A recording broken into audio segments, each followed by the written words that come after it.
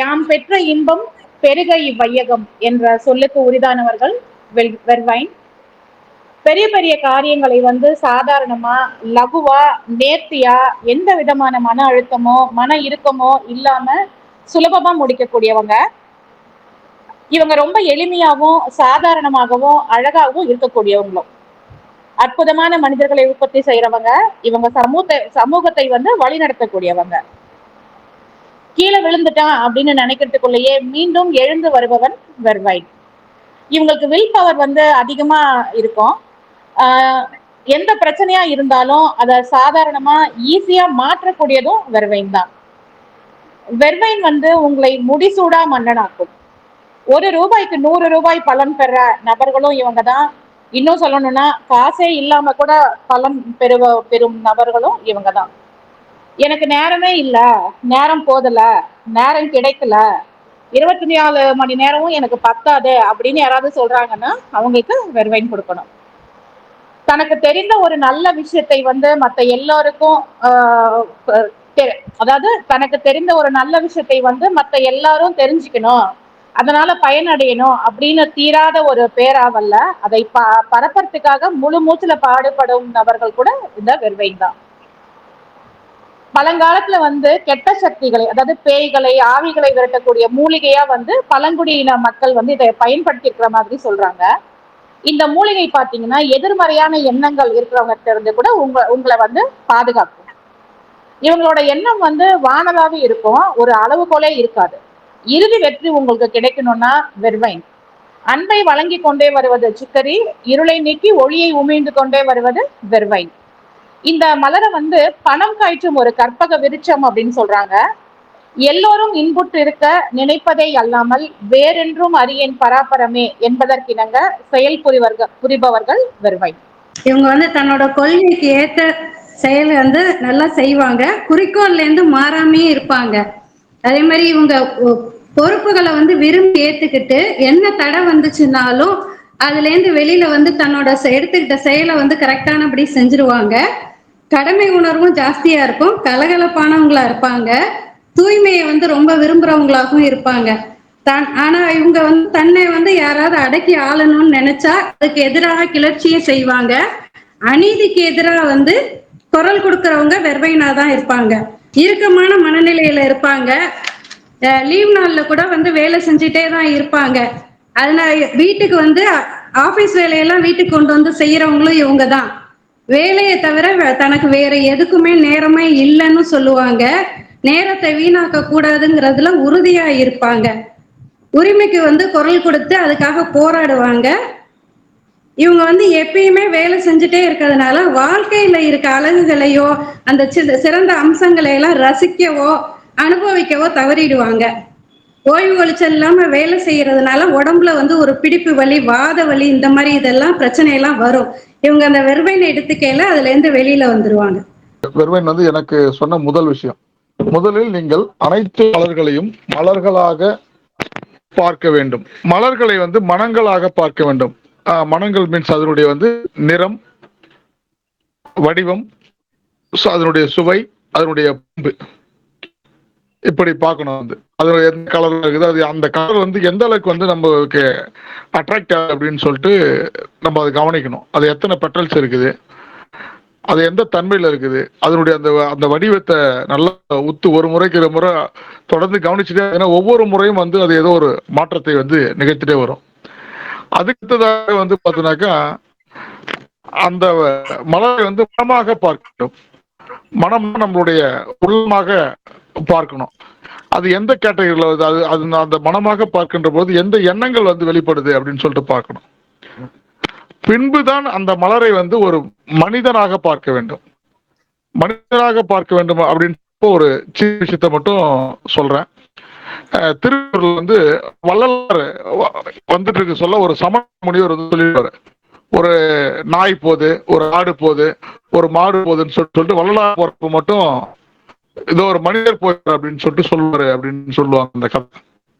அப்படி நான் நிறைய டைம் நான் மலர் மருந்து எடுத்துக்க சொல்ல எனக்கும் புரிதல் இல்லாத நேரத்துல சரியா கவனிக்கல.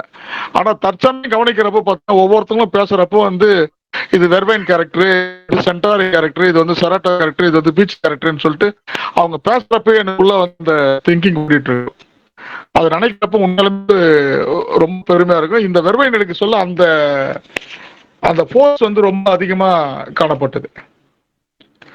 அதே போல வந்து இரண்டாவதா பார்த்தீங்கன்னாக்கா, நீங்கள் வெர்வைன் மலர் மருந்து அதனுடைய ஃப்ரீக்வன்சில அதனுடைய அந்த உள்ளுணர்வை புரிந்து நீங்கள் இந்த மலர் மருந்து எடுக்கிற பொழுது நீங்க என்னென்னலாம் தேவைன்னு நினைச்சீங்களோ, நீங்க என்னென்னலாம் உங்களுக்கு தேவைப்படும் நினைச்சீங்களோ, அது வந்து நீங்க இருக்கிற இடத்துக்கே உங்களை தேடி வரும். அது உணவாக இருக்கலாம், இல்ல வந்து உடையாக இருக்கலாம், இல்ல வந்து உங்களுக்கு தேவையான கல்வியாக இருக்கலாம், இல்ல ஒரு புத்தகமாக இருக்கலாம். ரொம்ப ரொம்ப தனமாக இருக்கக்கூடிய வந்து அட்லீஸ்ட் வந்து ஒரு ஊர்க்கப்பட்டமா இருந்தா கூட நீங்க இருக்கிற இடத்துக்கு வந்து அது உங்களை தேடி வருது. இது வந்து ரொம்ப அனுபவத்துல சொன்னது வந்து இந்த இந்த மலர் மருந்து வந்து ஒரு சர்வரோக நிவாரணி அப்படின்னு சொல்லலாம். வெர்வைனை வந்து சர்வரோக நிவாரணி அப்படின்னு சொல்லலாம். இந்த மலர் மருந்து பெரும்பாலும் வந்து இதனுடைய தன்மையாளர் வந்து மற்றவருடைய நிலத்தையோ அல்லது மற்றவருடைய சொத்துக்களையோ அந்த அபகரிக்கக்கூடிய தன்மையில் இருக்கிறாங்க. இந்த ஏமாற்று பேர் வழி அப்படின்னு சொல்ல இல்லைங்களா, அதுபோல இருக்கிறாங்க. சாகசம் செய்யக்கூடியவர்கள் வந்து வெர்வைன் தன்மையாளர்கள் வந்து நிறைய நான் சாதிச்சுட்டேன். இவர்களுக்கு வந்து இந்த வெர்வைன் தன்மையாளர்களை வந்து நீங்க உற்று கவனிச்சு அப்படின்னா தூக்கம் என்பதே இவங்களுக்கு வந்து இருக்காது. நிறைய இவர்களுக்கு வந்து தூக்கம் தேவைப்படுவர்களாக இருப்பாங்க, தூக்கத்தை தொலைத்தவர்களாக இருப்பாங்க, தூங்குறதுனால என்னன்னு தெரியாம இருப்பாங்க. ஏன்னா வந்து இவங்க அதிக நேரம் வந்து உழைக்கிறது அப்படின்னு சொல்லிட்டு அந்த அந்த கான்செப்டே போயிருந்து இவங்களுக்கு வந்து தூக்கத்தை பத்தியே எதுவுமே தெரியாது வந்து. அதே போல இவங்க நிறைய வந்து வந்து மற்றவர்களுக்கு வந்து அந்த புகத்தக்கூடிய சூழல் பார்த்தீங்கன்னாக்கா அதை திணிப்பாங்க. எந்த அளவுக்கு திணிக்க முடியுமோ அந்த அளவுக்கு வந்து தன்னுடைய கருத்துக்களை வந்து திணிப்பாங்க. இந்த மலர் மருந்து வந்து காலத்தால் அழியாத ஒரு கோட்டை அப்படின்னு சொல்லிட்டு சொல்லலாம். ஏன் அப்படின்னு சொன்னீங்கன்னாக்கா இந்த மலரும் இதனுடைய அந்த வனங்களும் இதனுடைய உள்ளுணர்வுகளும் உங்களை வந்து வேற ஒரு நிலைக்கு வந்து மாற்றி எடுத்துட்டு போகும். நேற்று நான் சந்தித்த ஒரு நபர் வந்து சொன்னார், வந்து திடீர்னு என்னை பார்த்துட்டு சொன்னார், உன்னை திரும்பி பாரு அப்படின்னு சொல்லிட்டு சொன்னார். தம்பி உன்னை திரும்பி பார்ப்பா அப்படின்னாரு. எனக்கு ஒண்ணுமே புரியல. நான் அப்ப என் கையில இந்த மருந்து இருக்குது, என்னை திரும்பி பாருன்னு எனக்கு ஒண்ணும் புரியல. என்னடா திரும்பி பாரு அப்படின்னாக்கா, உன்னை திரும்பி பாருன்னா உன் பின்னாடி திரும்பி பார்க்க சொல்ல, உன்னுடைய நீ வாழ்ந்த வாழ்க்கையை நீ எப்படி எந்த வழியில இருந்து வந்த அப்படின்றத திரும்பி பாரு அப்படின்னாரு. நான் அதை பார்த்துட்டு வந்து நான் எழுதி வச்சிருந்தேன். நான் பக்கத்தை கிட்டத்தட்ட வந்து ஒரு 4 வருஷத்துக்கு முன்னாடி இது எழுதி வச்சதை பார்த்துருக்கிறேன். அதுலயும் அதே தான் நான் எழுதி வச்சிருக்கேன். இந்த திரும்பி பாருன்ற அந்த வார்த்தையை எழுதி வச்சிருக்கேன். எந்த அளவுக்கு வந்து ரிப்பீட் ஆகுதுன்றது வந்து எனக்கு ரொம்ப மகிழ்ச்சியா இருந்தது. வந்து நிறைய நிறுவனங்களுடைய முதலாளியை சொல்லலாம், இவர்களுக்கு வந்து இந்த மண்டை குடைச்சல்ன்றது இருக்கும், அதிகமான அந்த ஹெட்வெயிட்னு சொல்றது இருக்கும், வந்து தலையில வந்து அதிகமான பாரங்களை வந்து தனக்குத்தானே ஏற்றிக்கொள்ள இருப்பாங்க. ஒரு அதான் ஒரு 1.5 வருஷம் இருக்கும். 1.5 வருஷத்துக்கு முன்னாடி வந்து என்னுடைய கொடுத்த மருந்து வந்து ஒரு கிளைண்ட்டுக்கு வந்து அவங்க வேற ஒரு பிரச்சனை வந்து பிரச்சனை, அதான் உடம்புல இது போல பிரச்சனைகளை வந்து சொல்லிட்டே இருந்தாங்க. கண்டினியூ அவங்களே பேசிட்டே இருந்தாங்க. வந்து என்ன சொல்லவே விடல. நான் சொல்ல வந்த விஷயத்த எதுவுமே சொல்லவே விடல. அவங்க கண்டினியூவா சொல்லி அவங்கள வந்து என்னுடைய கண்ட்ரோலுக்கு கொண்டு வராங்க. அப்ப நான் என்ன பண்ண, அவங்களுக்கு என்ன, நான் நிறைய மருந்து எடுத்து போட்டு அதை பாட்டில் எல்லாம் போட்டு வச்சுட்டேன். அப்புறம் எல்லா மருந்து என்ன பண்ணு தூக்கி கொட்டிட்டு வெர்வைனை மட்டும் போட்டுட்டு வேற ஒரு, ஆனா வெர்வைன் கொடுக்காம வேற ஒரு பேர் வச்சு அவங்களுக்கு கொடுக்குறேன். 3 நாள் பொறுத்து அவங்க பேசுற விதம் டோட்டலா மாறிடுச்சு. அவங்களுக்கு இருந்த அந்த நரம்பு சம்பந்தப்பட்ட பிரச்சனை, உடல்ல உஷ்ணம் சம்பந்தப்பட்ட பிரச்சனை, வந்து தண்ணி ஒழிட்டு இருந்தது, வந்து சளி கண்டினியூவா ஒழிட்டு இருந்த சூழல் எல்லாமே மாறிடுச்சு.